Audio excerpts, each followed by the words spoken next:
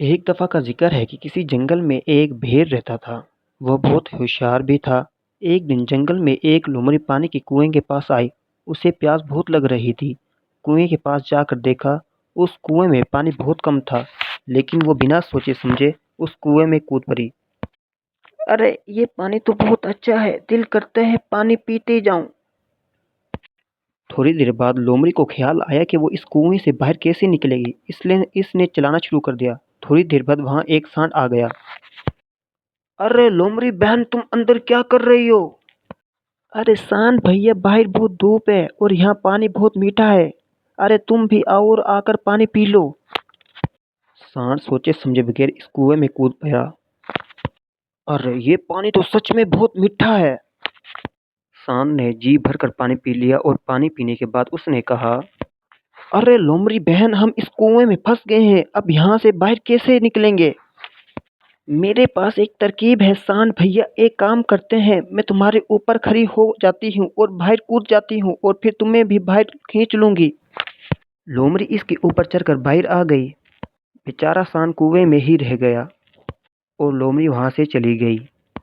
तब ही सांड की आवाज भेड़ को सुनाई देती है। भेड़ ने कहा, अरे सांड भैया, तुम अंदर कैसे गए? सांड ने सारी बात भेड़ को बताई और फिर भेड़ ने सांड को कुएं से बाहर निकाला।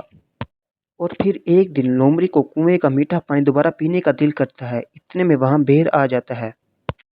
अरे लोमड़ी बहन, तुम यहाँ इस कुएं के पास क्या कर रही हो?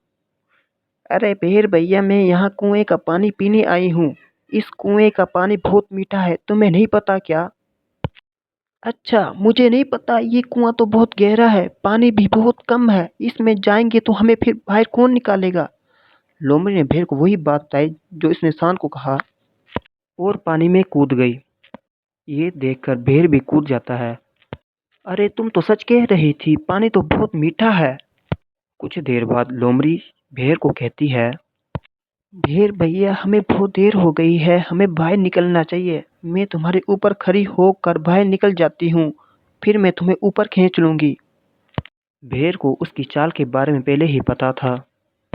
अरे ना ही, पहले मैं बाहर जाता हूँ। मैं बड़ा हूँ, तुमसे ताकतवर हूँ। अरे मैं तुमको आसानी से बाहर खींच लूंगा, तुम मुझे खींच नहीं पाओगी। बेचारी लोमड़ी की चाल यहाँ नहीं चल पाई और भेड़ पहले बाहर आ गया। अरे भेड़ भैया, अब तुम मुझे ऊपर खींचो। अरे क्या बात कर रही हो लोमड़ी बहन, मैं तुम्हें ऊपर नहीं खींचूंगा। तुमने मेरे दोस्त सांड को ऐसे ही कुएं में छोड़कर चली गई थी।